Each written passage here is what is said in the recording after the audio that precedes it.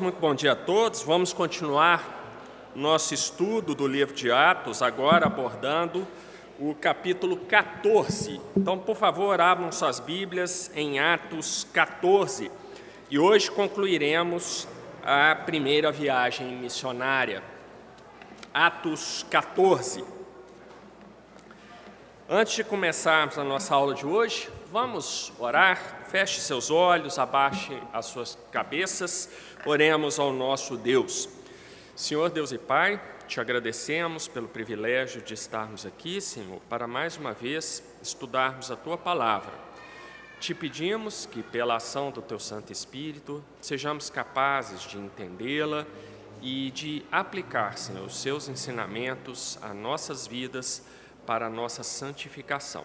É isso que te pedimos e agradecemos em nome de Jesus. Amém. No domingo passado nós vimos que Barnabé e Paulo iniciam a primeira viagem missionária e é uma viagem que vai colhendo uma série de bênçãos ao longo da sua trajetória. Bênçãos que se traduzem por meio de conversões, por meio da expansão do Evangelho, aquela região que antes não era tão fortemente evangelizada. Mas nós vimos também que essas bênçãos são acompanhadas de uma série de problemas. Nós vimos que Barnabé e Paulo vão enfrentar perseguições, vão enfrentar oposições e vão enfrentar inclusive problemas internos. Isso é bastante interessante, porque as perseguições e as oposições são coisas externas, ou seja, são ímpios tentando impedir o trabalho de evangelização dos povos não alcançados. Mas há um problema interno também, que vai ser causado por João Marcos, que nós vimos no domingo passado, em que ele simplesmente abandona a viagem, deixando então Barnabé provavelmente constrangido e Paulo bastante irritado, tanto é que nós veremos a consequência disso na segunda viagem missionária. Mas apesar disso, a viagem é uma bênção. Nós temos aqui o registro da conversão do procônsul de Creta, Sérgio Paulo, um alto funcionário, era o governador dessa importante ilha, conforme eu expliquei na semana passada, era uma ilha com uma importância estratégica muito grande. E nós temos o registro aqui da conversão de Sérgio Paulo naquela região, mas depois nós temos uma série de problemas. Então Paulo e Barnabé vão para Antioquia, lá enfrentam oposição, mas apesar disso a viagem continua, e é nesse ponto que nós estamos agora. Vejam que Paulo e Barnabé estão sendo os instrumentos de Deus para cumprir aquela ordem do Senhor Jesus de pregar o Evangelho a todas as nações. Então aqui nós temos agora, finalmente, o cumprimento dessa ordem do Senhor Jesus no tempo. Então a história está se desenrolando de tal forma que o Evangelho começa a ser pregado a todas as nações, incluindo os gentios, que é uma diferença fundamental do que nós temos lá no início de Atos, em que a igreja primitiva, ali em torno dos apóstolos, ela vai lidar fundamentalmente com a pregação do evangelho entre os judeus, mas agora nós já temos os gentios sendo alcançados pela palavra de Deus. Então, agora começando lá no capítulo 14, mais uma vez é um texto mais extenso, então nós vamos lendo e comentando paulatinamente esse texto. Muito bem, e aconteceu que em Icônio entraram juntos na sinagoga dos judeus e falaram de tal modo que creu uma grande multidão, não só de judeus, mas de gregos. Bom, a essa altura nós já sabemos que esse termo gregos usado aqui no livro de Atos refere-se aos gentios. Então, nós temos aqui que o trabalho missionário de Paulo e Barnabé, e eu expliquei o detalhe aí sutil que Lucas faz, né? Começa o capítulo 13, Barnabé e Paulo, lá no meio do capítulo 13 já vira Paulo e Barnabé. Então, quem não assistiu a aula passada pode relembrar essa explicação ouvindo o áudio lá no site da igreja. Então aqui nós temos Barnabé e Paulo pregando em Icônio. Eu mandei um mapa para vocês no grupo da igreja, então vocês vão ver que eles estavam ali. Icônio é a região da moderna Turquia, que inclusive é a região de nascença de Paulo. Se fosse vivo hoje, Paulo seria turco, porque Tarso, a atual Tarsis, se eu não me engano, fica na Turquia. Então eles estavam pregando ali na Turquia, bastante interessante isso, né? O evangelho começa a chegar entre os gentios ali na região da Turquia, uma região que hoje é islamizada. Mas é por ali que Paulo e Barnabé, então, começam a pregação da palavra de Deus entre os gentios.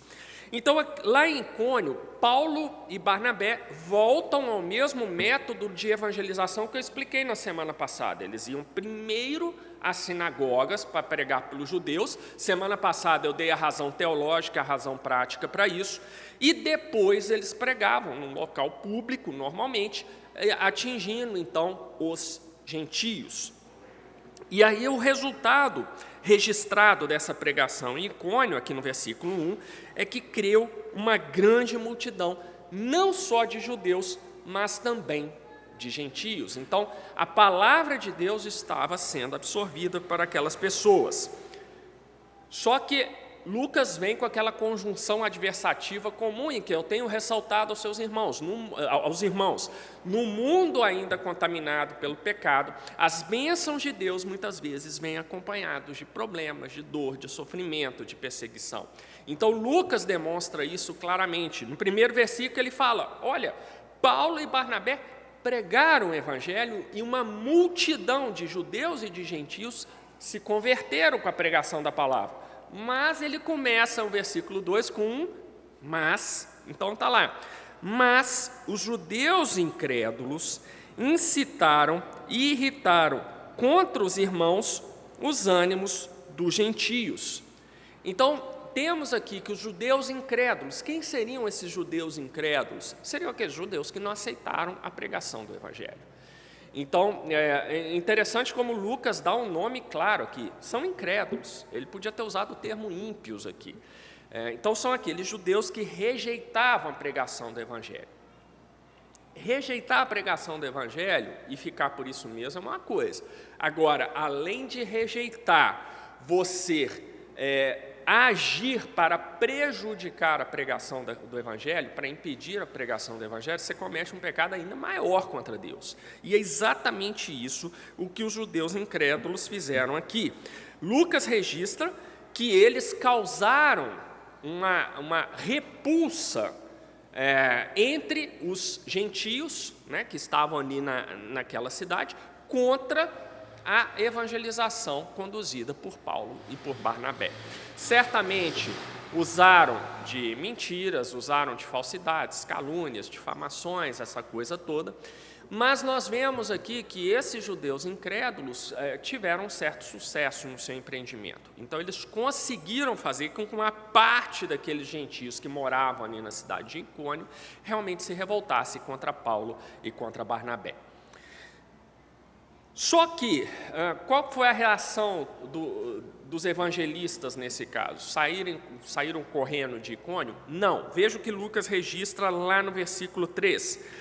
Detiveram-se, pois, muito tempo, falando ousadamente acerca do Senhor, o qual dava testemunho à palavra da sua graça, permitindo que por suas mãos se fizessem sinais e prodígios.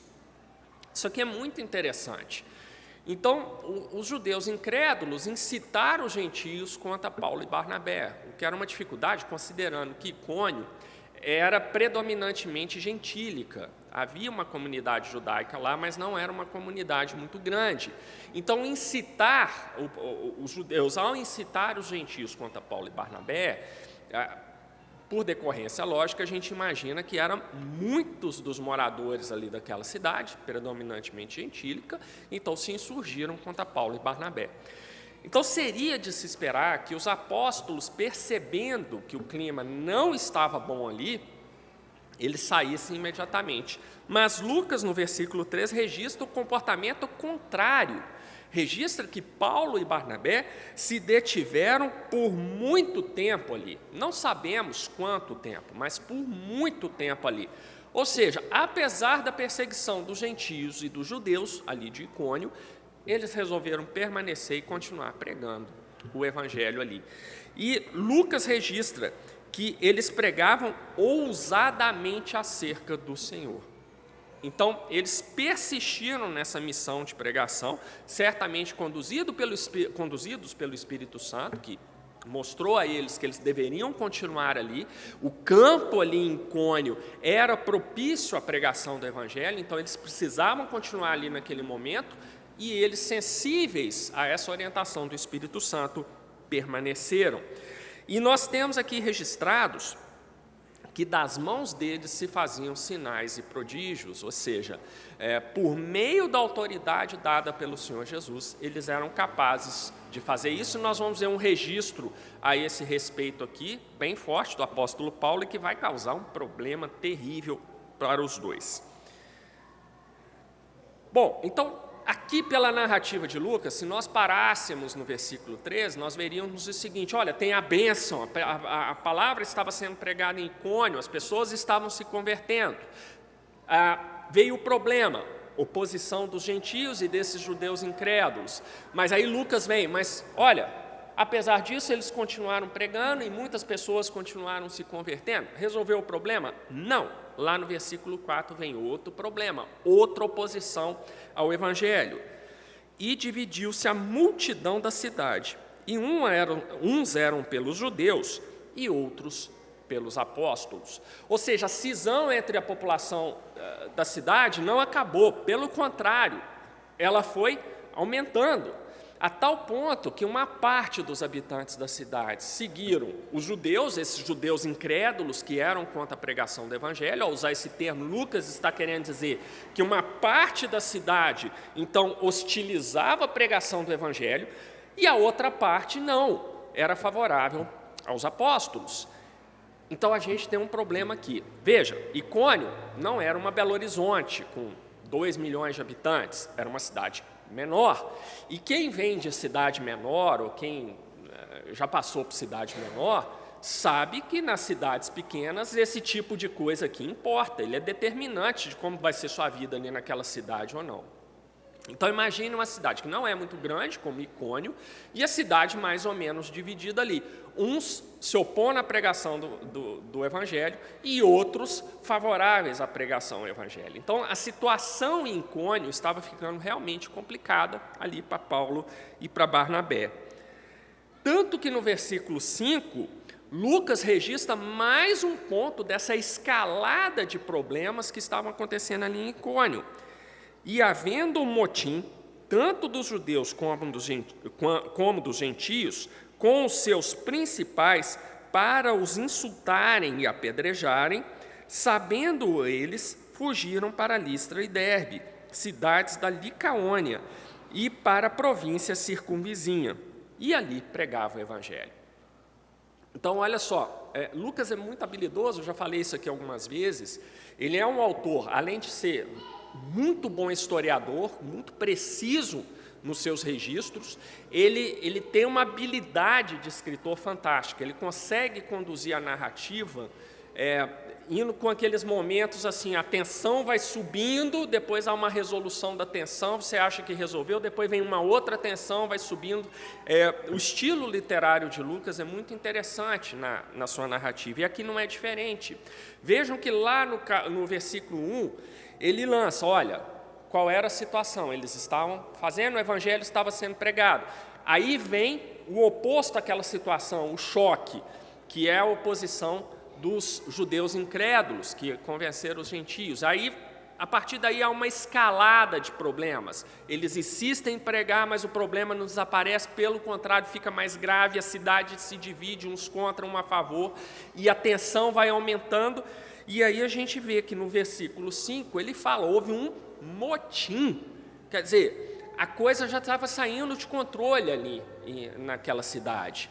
Então, a escalada de hostilidades e de uma possível violência ali contra Paulo e contra Barnabé já estava pronta. A situação realmente estava ficando muito difícil, a ponto dos líderes ali daquela cidade, membros da liderança daquela cidade, quererem apedrejar Paulo e Barnabé.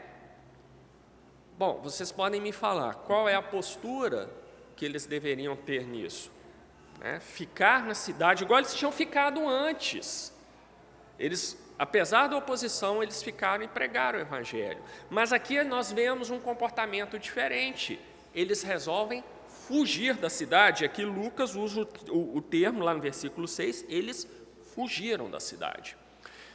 Qual foi a diferença disso? Por que eles não fizeram igual tinham feito antes, de continuar o evangelismo lá? Será que aqui eles fraquejaram na fé, fraquejaram no cuidado de Deus com eles, naquele trabalho evangelístico ali? Não, na verdade, eu não vou muito por essa linha, não. O que aconteceu, vejam, eu falei com vocês que Lucas é um escritor muito habilidoso, que vai narrando o drama que acontecido lá em Icônio. A situação vai se tornando paulatinamente mais hostil a Paulo e Barnabé. Então, naquele primeiro momento em que, apesar das hostilidades, eles decidem permanecer na cidade, nós temos uma situação caminhando para algo mais grave, mas ainda não era tão grave.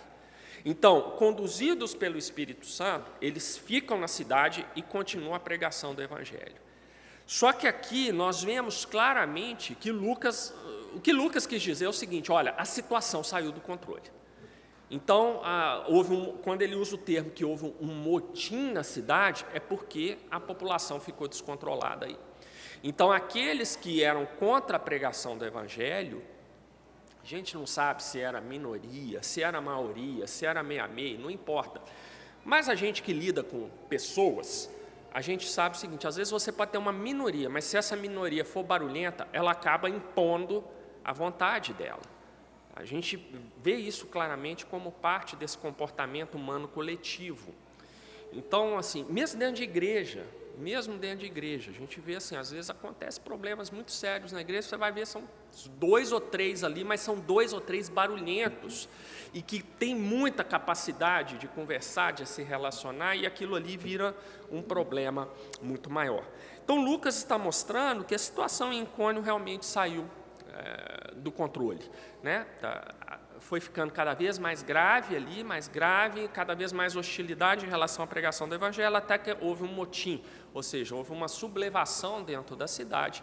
E aí o mesmo Espírito Santo que antes havia orientado Paulo e Barnabé a permanecer ali naquela cidade, continuar o trabalho evangelístico, orientou esses 2 homens de Deus a fugirem da cidade. Por quê? Porque ainda não era chegado a hora de nenhum dos 2.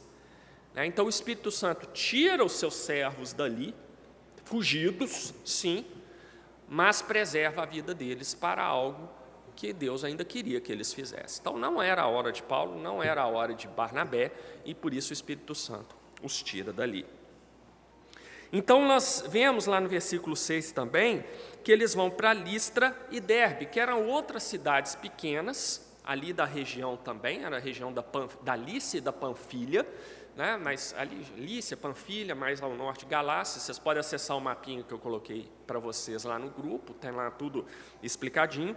Então, eles agora vão para essas 2 cidades, de Listra e Derbe, que eram cidades da Licaônia, e para a província circunvizinha, e ali pregavam o Evangelho. Então, olha só, como Lucas, mais uma vez, é habilidoso. Saíram fugidos dali. Você poderia esperar o quê? Bom, ficaram traumatizados, enfim, não queriam mais. O que Paulo e Barnabé fizeram é o seguinte: sai daqui, vamos pregar o Evangelho nas outras, mas vamos continuar pregando o Evangelho. Então, o Evangelho continuava se espalhando ali na Turquia, na nossa atual Turquia, apesar de toda oposição. E agora vem uma parte extremamente interessante do capítulo 14, que é o trabalho evangelístico lá na cidade de Listra. E lá no versículo 8, nós lemos o seguinte: E estava assentado em Listra certo homem leso dos pés, coxo desde o ventre de sua mãe, o qual nunca tinha andado. Este ouviu para falar de Paulo, que, fixando os olhos nele e vendo que tinha fé para ser curado, disse em voz alta: Levanta-te direito sobre teus pés. E ele saltou e andou. Aqui é bem interessante, lá no versículo 9, Nós temos aqui na nossa tradução, e este ouviu falar de Paulo, né? O cego ouviu falar de Paulo. Então aqui a tradução está usando o verbo no passado, mas no original grego, o mais adequado teria sido traduzir o seguinte: e este vinha ouvindo falar sobre Paulo. Tá? A ideia do original grego é de uma ação contínua e não de uma ação perfeitamente acabada, como está aqui na nossa tradução. Não muda, obviamente, nada aqui do conteúdo, mas dá uma ideia melhor, que não foi apenas Paulo pregou, aquele homem ouviu e já teve fé, mas a ideia de que Paulo estava pregando naquela cidade, aquele homem acompanhava a pregação, e por acompanhar, aquele interesse foi se desenvolvendo, e aí a fé daquele homem foi aumentando. Eu acho que isso dá uma ideia melhor do que realmente aconteceu. Mais uma vez, não muda nada em termos de conteúdo, mas dá uma riqueza maior para nós pensarmos aqui na narrativa de Lucas. Veja que também lá no versículo 9, né, até reforça essa ideia de usar a ideia de uma atenção contínua que aquele homem vinha tendo. Nós vemos que a última parte do versículo 9 fala que Paulo viu que aquele homem tinha fé para ser curado. É uma coisa que a gente vai encontrar, por exemplo, na narrativa dos evangelhos. Mateus, lá em casa, na nossa devocional, nós temos estudado com os meninos o evangelho de Mateus, e nós vemos em várias passagens, Jesus, antes de fazer um milagre, Mateus registra, e Jesus, percebendo-lhes a fé, aí ele vai e faz o milagre. Então aqui nós temos uma coisa no mesmo sentido. Então Paulo, percebendo a fé daquele homem, então ele opera um milagre por meio do Senhor Jesus. Não é poder de Paulo pessoal, mas um poder dado pelo Senhor Jesus a ele.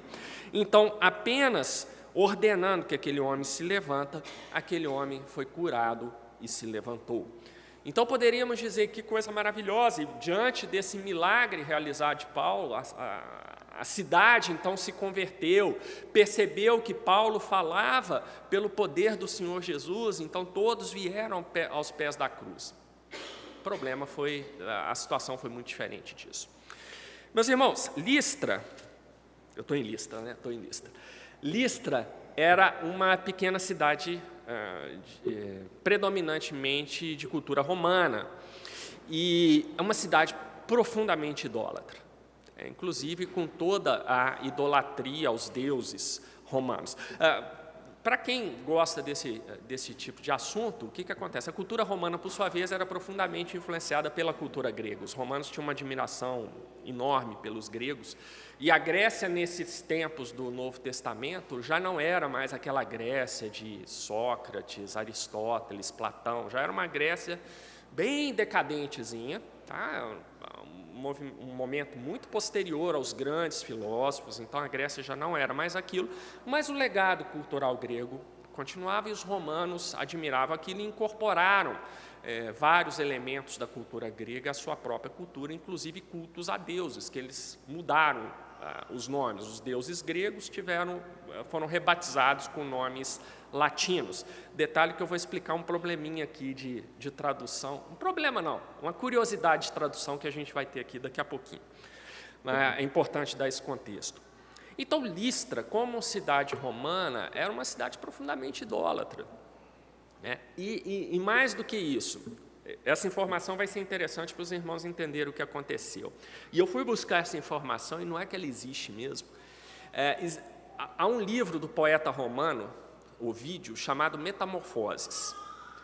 Eu já tinha lido esse livro muito tempo atrás, tinha achado tremendamente chato, para confessar para os irmãos, e aí, por causa do estudo dessa semana aqui, dessa lição, fui ver de novo o Metamorfoses, continuei achando muito chato, mas essa parte aqui é interessante. Um dos poemas lá em Metamorfoses vai falar de um casal nessa região aqui da cidade de Listra, que recebe a visita de Júpiter e de Hermes, que são, Júpiter é a versão romanizada de Zeus, Deus maior dos gregos, e Hermes é a versão romanizada de Mercúrio, que também era um deus grego. E Mercúrio era o deus da sabedoria e era o mensageiro dos demais deuses. Mercúrio era quem levava a palavra para os demais deuses. gente, nada disso que eu estou falando é em vão, não, tá? Vocês vão entender aqui no contexto. Estou dando um contexto para vocês do que vai vir aqui. Vocês vão entender direitinho porque que os habitantes de Listra fizeram o que fizeram. Então, Mercúrio era esse deus que era o mensageiro dos deuses. Por causa disso, ele tinha uma aljava e tinha asinhas nos pés, para ele poder levar a palavra rapidamente. Bom, então, Mercúrio é Hermes, para os romanos, e Zeus é Júpiter. E aí, lá em Metamorfose de Ovídio, um dos poemas, como eu vinha dizendo, fala sobre um casal que recebeu em sua casa a visita de Júpiter e de Hermes.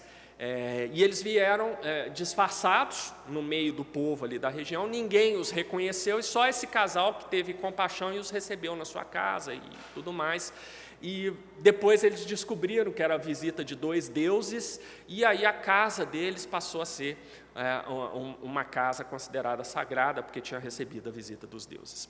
Alguns autores acreditam que a cidade era exatamente Listra, e que no local onde se acreditava que fosse a casa desse casal, narrado lá por Ovídio em Metamorfose, construíram um templo dedicado a Zeus e a Mercúrio, e que esses 2 deuses se tornaram os padroeiros de Listra. Tá? Então, dado esse contexto, agora a gente consegue entender bem a reação do povo aqui da cidade. Olha só, a cidade romana, profundamente pagã, e com 2 padroeiros, Júpiter e Hermes. Tá? Então, vamos ver o que acontece. Paulo cura aquele homem, e aí, versículo 11. E as multidões, vendo o que Paulo fizeram, levantaram a sua voz, dizendo em língua licaônica, língua ali da região: fizeram-se os deuses semelhantes aos homens, e desceram até nós. Eu sempre fiquei intrigado, por que eles fizeram isso, né, vendo Paulo? Eu achava que era por causa do milagre de Paulo, mas ainda assim ficava uma lacuna.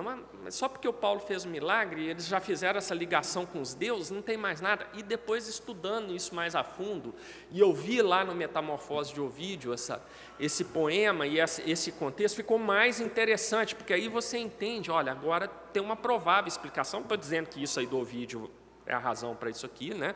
Não cheguei a esse grau de profundidade no estudo, mas é uma tese interessante, é uma tese que eu acho pertinente aqui.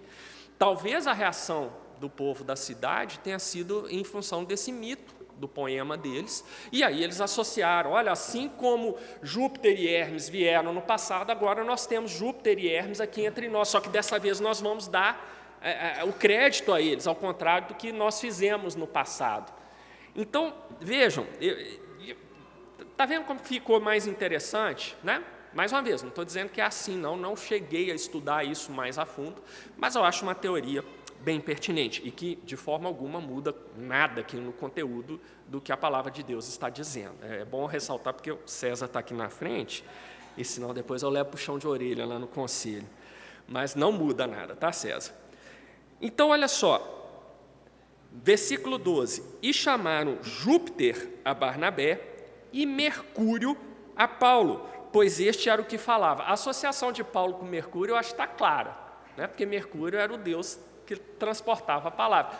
E mais uma pista aqui que Lucas nos dá, que realmente nessa altura aqui do trabalho missionário, Paulo é que estava à frente. Era Paulo que falava, era Paulo que pregava, era Paulo que ia lá na sinagoga e tinha uma preponderância sobre Barnabé, ou seja, aquilo que eu expliquei na semana passada, nós temos uma inversão de papéis aí, conduzida pelo Senhor da igreja, porque isso não aconteceu por obra humana, mas assim determinou o Senhor Jesus. Afinal, foi Paulo escolhido para ser apóstolo e não Barnabé. Barnabé é um homem piedoso, nós vemos isso na Bíblia, todas as referências a Barnabé mostram a piedade dele, mas aprove ao Senhor Jesus escolher Paulo e não Barnabé para ser o seu apóstolo, apóstolo que em grego significa enviado.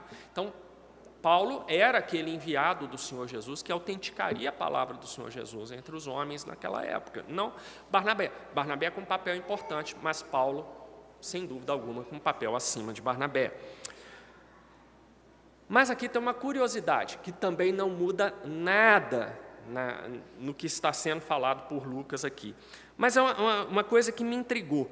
Vejam bem, chamavam Júpiter a Barnabé. Provavelmente Barnabé era chamado de Júpiter porque ele talvez fosse mais velho do que Paulo, talvez tivesse uma barba branca, uma coisa assim. A associação com a imagem de Júpiter, né, todas as figuras que nós temos naquela época, Júpiter tem barba branca, sempre severo. Talvez Barnabé fosse assim. E se Paulo, obviamente, é Mercúrio, porque era o que pregava, eles jogam Barnabé para o que sobrou no mito deles, era o Júpiter, então é Barnabé.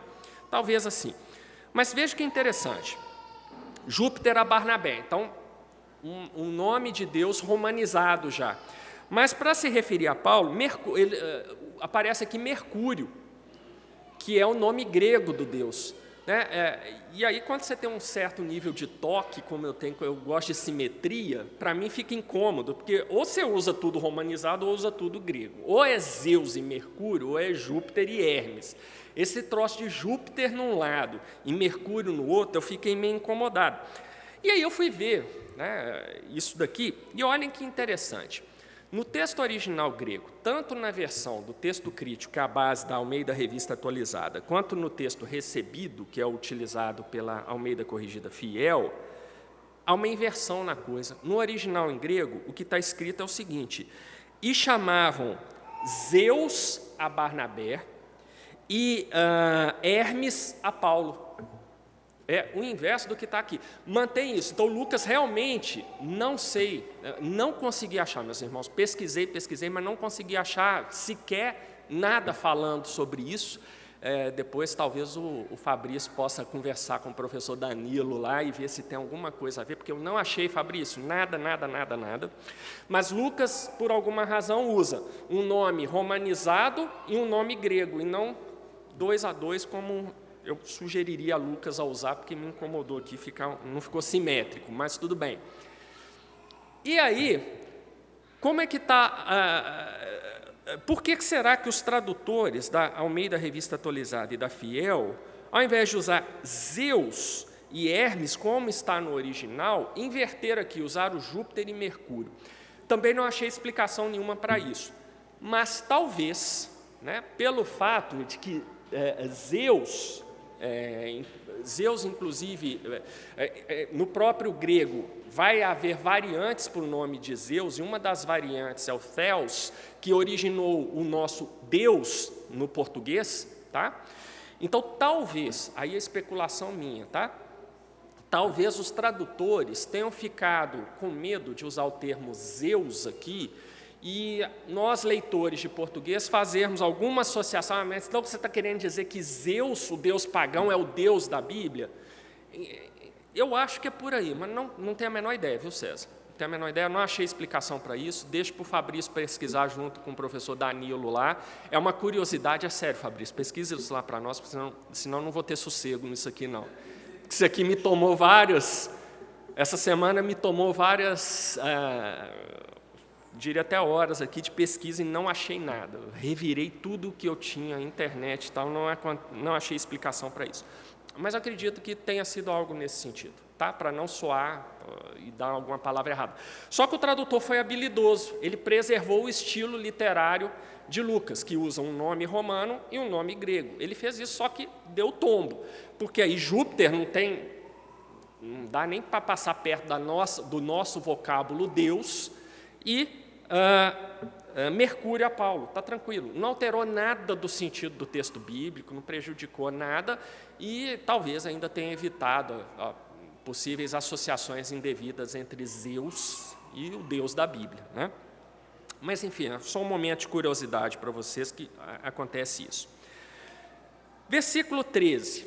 Bom, aqui no 12 nós já temos uma situação complicada. As pessoas daquela cidade, ao invés de se converterem ao Evangelho, passaram a idolatrar Paulo e Barnabé, acreditando que eles fossem deuses pagãos.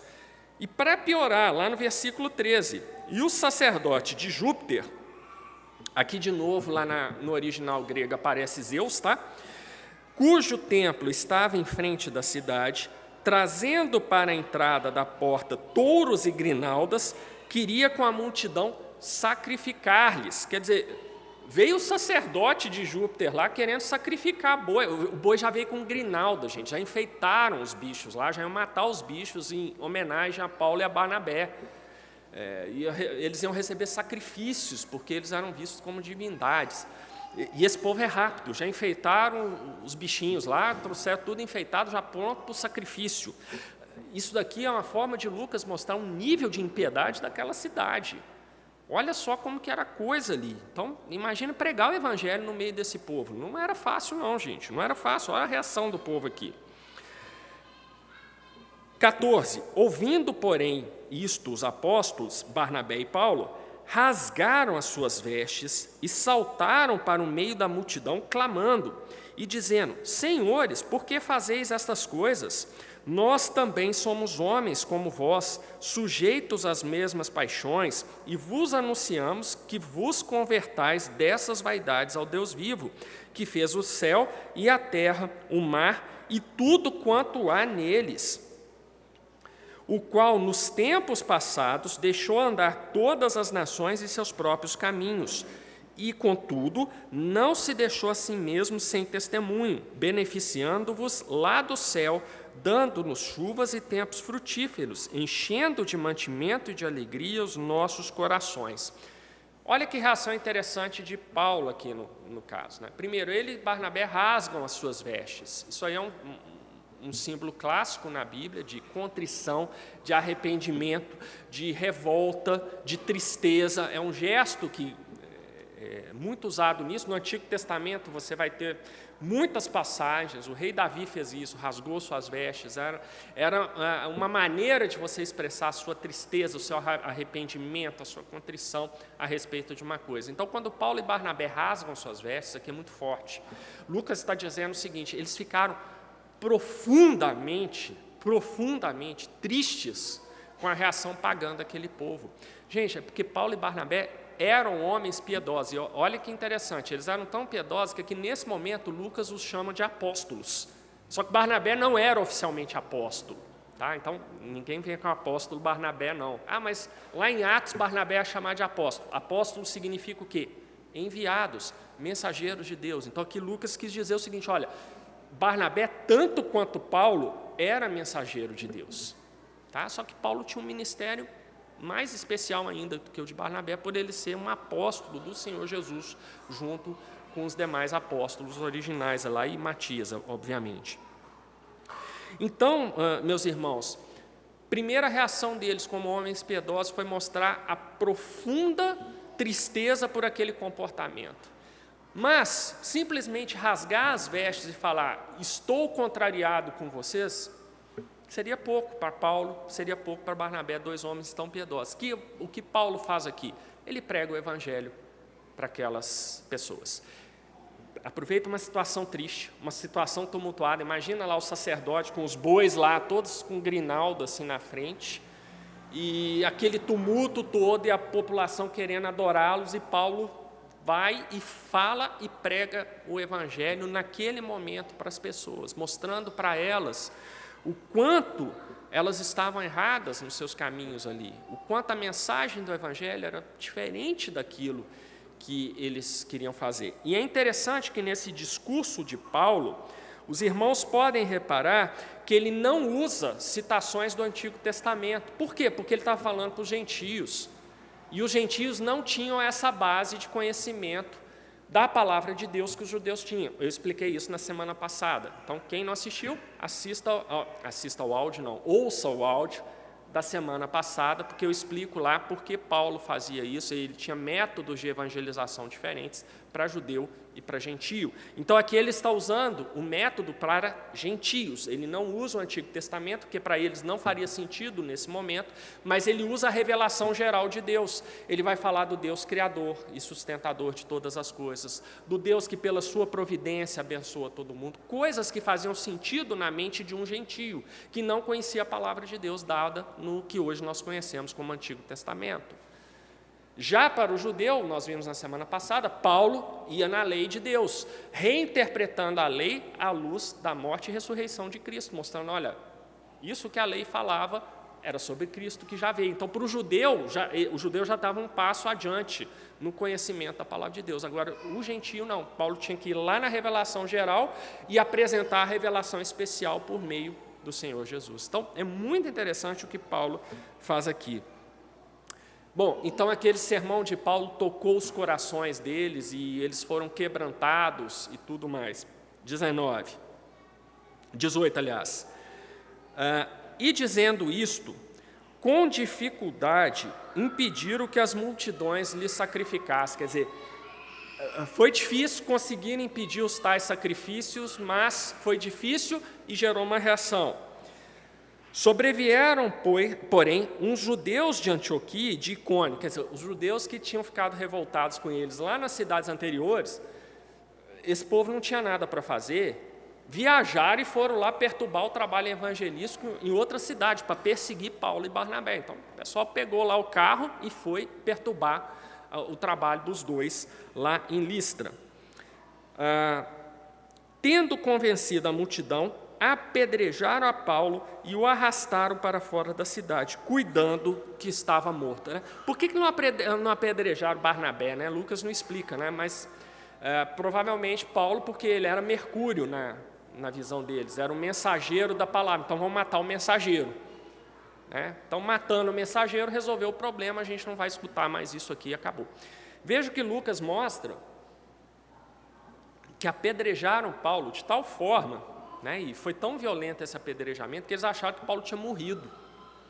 Lucas não fala se é porque Paulo ficou, vou me fingir de morto aqui literalmente, ver se eles param, ou se porque ele apagou com as pedras. Né? O César, quando deu a palestra dele sobre as doenças, ele falou do apedrejamento. Né? Você mencionou, inclusive, que poxa, é um troço, é um trauma violento que provoca. Como é que é o negócio? É uma reação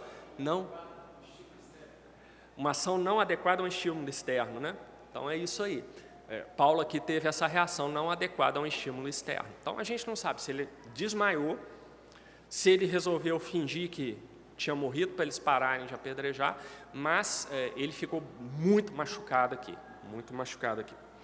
Bom, mas rodeando os discípulos, levantou-se e entrou na cidade, e no dia seguinte saiu com Barnabé para Derbe. Então, milagrosamente, Paulo tem sua vida preservada aqui, depois desse violento apedrejamento, porque imagina só, e isso mostra como os ímpios são volúveis nos seus sentimentos pecaminosos.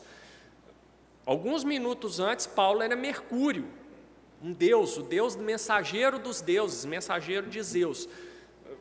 Pouco tempo depois, Paulo estava sendo apedrejado para ser morto por esse povo. Então, olha só, né, ele sai de Deus, iam sacrificar em homenagem a ele, e termina apedrejado, julgado ali, e os discípulos, ou seja, havia crentes ali naquela região, vão lá para ver, talvez para ver se ele estava vivo ou não, se tivesse morto já providenciar o enterro dele, e a hora que viram que ele estava bem, ele se levantou, provavelmente correram com Paulo dali, foram esconder numa casa para Paulo se recuperar, tratar os ferimentos dele, e depois ele segue viagem para Derbe. 21. E tendo anunciado o evangelho naquela cidade, e feitos muitos discípulos, voltaram para Listra, Icônia e Antioquia. Então, eles foram desfazendo o caminho que eles tinham feito anteriormente. Se vocês pegarem um mapinha, vocês vão ver isso. A viagem começa aqui, ela faz uma meia volta. Então, e olha como que eles são ousados. Lucas registra que eles voltaram para Listra, ou seja, tudo bem, eu fui apedrejado, não vou voltar lá. Voltou. Foi pregar lá, provavelmente. Né? Aqui não está falado que eles foram...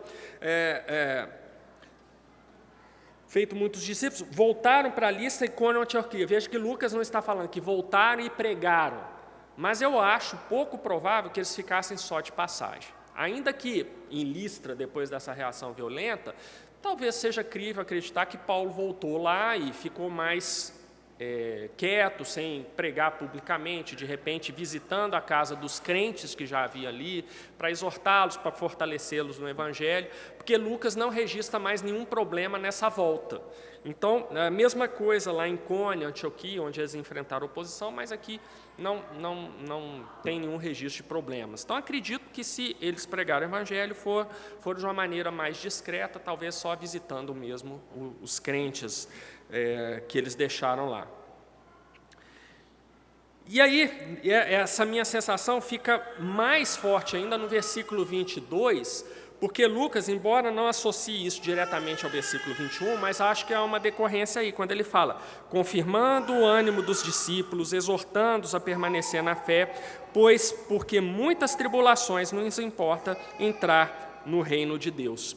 Então, percebam que provavelmente foi essa palavra mesmo de ânimo do povo, inclusive usando o exemplo deles. Olha, nós fomos perseguidos, fomos apedrejados, hostilizados, mas essa é a vida do crente, mas nós temos que ter a certeza que no futuro tudo isso vai passar. O mal será derrotado e nós teremos uma vida eterna inteira para usufruirmos da presença de Deus. Então, acho que esse era o cerne ali da mensagem de Paulo. No 23, então, nós temos agora Lucas caminhando para o final da primeira viagem missionária. E havendo-lhes, por comum consentimento, eleitos anciãos em cada igreja, orando com jejuns, os encomendaram ao Senhor, em quem haviam crido. Então, veja que Paulo e Barnabé não paravam de trabalhar, ainda aproveitavam ali nas igrejas que estavam naquela região para eleger anciãos. Qual que é a palavra grega para ancião? Presbítero. Então, deixavam presbíteros ali para edificarem a igreja. Então, Paulo e Barnabé tinham essa preocupação pastoral também, fortalecer a igreja local, ajudando a igreja a escolher uma liderança piedosa para ficar ali com os irmãos. 24. Passando depois por Pisídia, dirigiram-se a Panfilha e, tendo anunciado a palavra em Perge, desceram a Atália. Perge e Atália são duas outras cidades mais ali no litoral. E dali navegaram para Antioquia. Aqui não é a Antioquia da Pisídia, mas de volta para a Antioquia da Síria, onde ficava a igreja que os tinha comissionado para o trabalho missionário. Antioquia, de onde tinham sido encomendados a graça de Deus para a obra que já haviam cumprido. E, quando chegaram e reuniram a igreja, relataram quão grandes coisas Deus fizera por eles, e como abrira aos gentios a porta da fé. E ali ficaram não pouco tempo com os discípulos. E com isso se encerra a primeira viagem missionária. Uma viagem cheia de muitas bênçãos. Olha só, o evangelho foi pregado para judeus e para gentios, muitos se converteram, igrejas foram formadas naquelas cidades por onde Paulo e Barnabé passaram. Eles ajudaram os crentes daquela igreja a escolher uma liderança para ficar ali e ajudar a edificar a igreja. Voltaram para a sua igreja de origem, compartilharam aquelas novas com os irmãos da igreja e aquilo ali edificou a igreja. Quer dizer, o trabalho missionário foi um trabalho repleto de bênçãos na vida de Paulo, na vida de Barnabé, na vida da igreja de Antioquia, que viu que aquele esforço que ela fez, inclusive financeiro, de enviar Paulo e Barnabé, tinha produzido frutos. Não frutos financeiros, não teve retorno financeiro nenhum, pelo contrário, do ponto de vista financeiro contábil, foi um baita prejuízo, não teve receita, teve só despesa. Mas não era isso que a igreja estava olhando. Ela estava olhando o seguinte, o retorno que deu em almas alcançadas pela palavra redentora do Evangelho do Senhor Jesus. Então, esse é um relato maravilhoso que Lucas dá. Os irmãos podem se perguntar, puxa, mas bênçãos na vida de Paulo e Barnabé, Paulo quase morreu apedrejado. Mas a gente vê na Bíblia que o próprio Paulo computava o morrer em Cristo como lucro. Então, para ele, bom, se eu ficar aqui pregando a palavra do Evangelho, isso é bom. Mas se eu morrer porque eu estou pregando a palavra do Evangelho, eu estarei com Cristo, que é muito melhor. Então, o próprio Paulo tinha essa visão muito clara na sua mente. E aí, meus irmãos, terminamos a primeira viagem missionária. Os irmãos podem falar, puxa, que bênção, a igreja crescia, o Evangelho se expandia. Sim, que bênção que essas coisas estavam acontecendo. Mas Lucas vai nos mostrar, mas começou a ter um problema dentro da própria igreja. Trazido por quem? Dessa vez pelos judeus crentes, que vão levantar uma questão seguinte, se você é gentio e se você é batizado, você tem que ser também circuncidado, porque senão você não recebeu o selo da nova vida no Senhor Jesus. Então, tem que ter circuncisão sim, como tinha no Antigo Testamento. E aí isso vai levantar um problema grande na igreja e nós vamos descobrir o que aconteceu no domingo que vem com o presbítero Fabrício, que vai nos ensinar. E o primeiro concílio da igreja, que é o concílio de Jerusalém, formado para tratar dessa questão. Os crentes gentios devem ser circuncidados ou não? A gente sabe hoje que a resposta é não, mas vamos descobrir como os nossos irmãos daquele tempo chegaram a essa conclusão, a conclusão verdadeira. Perguntas?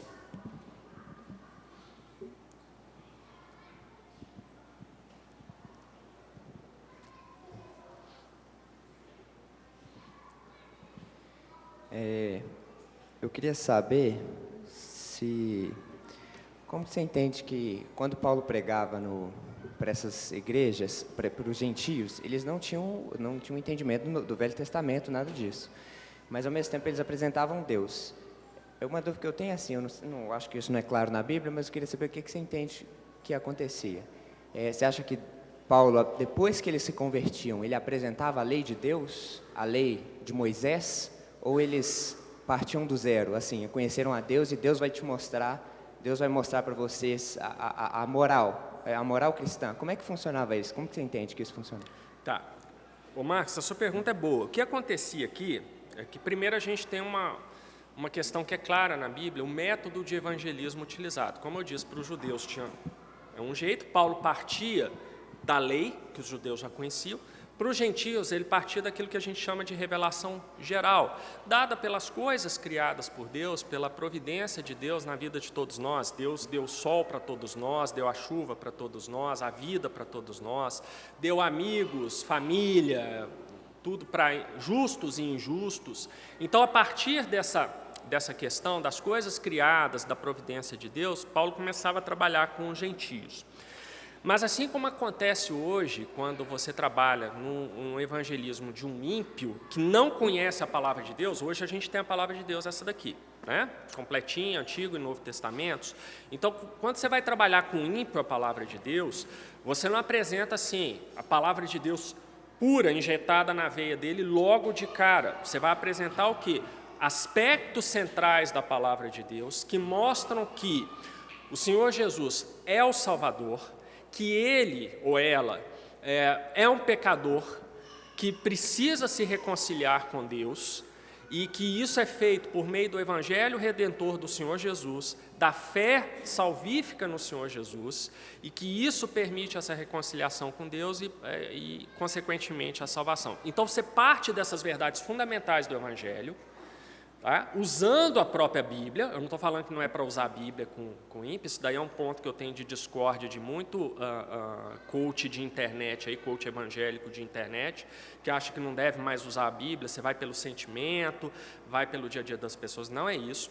Mas você usa a palavra de Deus, só que você pega os versículos, as passagens que tratam das verdades fundamentais, que vão fazer sentido para aquela pessoa que não tem conhecimento nenhum da palavra. E eu te digo isso com tranquilidade. Eu tenho alunos, uma vez na minha disciplina lá, eu falei sobre a queda no Éden. Uma aluna minha virou e perguntou para mim: professor, que negócio de queda no Éden é esse? E realmente eu fiquei surpreso na época, mas é porque foi burrice minha. Porque eu estava usando um termo, tá acostumado com a igreja desde sempre, né, que a gente fala de Éden, todo mundo sabe o que é, e usando lá no meio ímpio, achando que todo mundo entendia o que era a queda de Éden, do Éden. Essa aluna minha não entendia. Esse ano eu tive um aluno que me perguntou: mas o que é pecado? Né? Não sabia o que era pecado. Então, ô Marcos, eu te digo até por experiência própria que a gente trabalha a Bíblia nas verdades fundamentais. À medida que a pessoa mostra o interesse de continuar aprendendo sobre aquilo, você vai explicando cada vez mais e mais. Processo puramente didático que você faz com qualquer pessoa. Quando você é exposto a um tema que você não conhece e, obviamente, não entende, à medida que você vai adquirindo conhecimento e entendimento, você vai avançando. Tá? Então, é a mesma coisa no Evangelho. Posso complementar? Pode.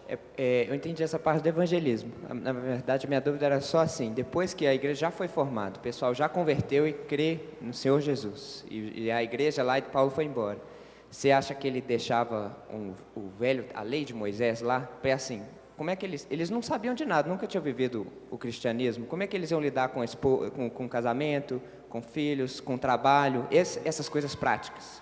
Como que você entende? Nesse próprio texto que nós estudamos hoje, você vê que Paulo e Barnabé, quando eles começam a voltar pelas cidades que eles já tinham evangelizados, eles ajudam os crentes ali a escolherem a liderança da igreja. Então, essa liderança são os pastores da igreja que estarão ali orientando o rebanho. Sua pergunta é boa. Eles não deixavam os crentes sozinhos assim, converteu aqui o banco do César todinho, acabou de converter. Legal, vocês converteram, agora eu vou voltar lá para Antioquia da Síria. Deixava assim, o próprio Espírito Santo vai revelando para vocês. Ele vai revelando, mas a Bíblia mostra que precisa ter o trabalho pastoral com essas pessoas. Então, Paulo, ele deixava ali líderes para serem os pastores daquelas pessoas. As ovelhas não ficavam sem pastor, tá? E era assim que as pessoas, com o tempo, iam crescendo no conhecimento da palavra de Deus, tá? Mais perguntas? Não? Então, vamos encerrar, meus irmãos, com uma oração, depois vamos reconhecer se há visitantes e avisos, mas vamos orar primeiro. Ó Deus, te agradecemos por esse momento de estudo da Tua Palavra, te agradecemos, Senhor, porque por meio da Tua orientação sobre Paulo e Barnabé, o Evangelho chegou até nós, Senhor, e por isso nós estamos aqui. Reconhecemos, Senhor, que nós só somos Teus filhos, pela Tua graça, pela Tua misericórdia, manifestada, Senhor, ao longo do tempo, por esses homens piedosos que se dispuseram a pregar o Teu Evangelho Redentor e que ele chegasse até nós. Por isso te louvamos e te agradecemos. Em nome de Jesus. Amém.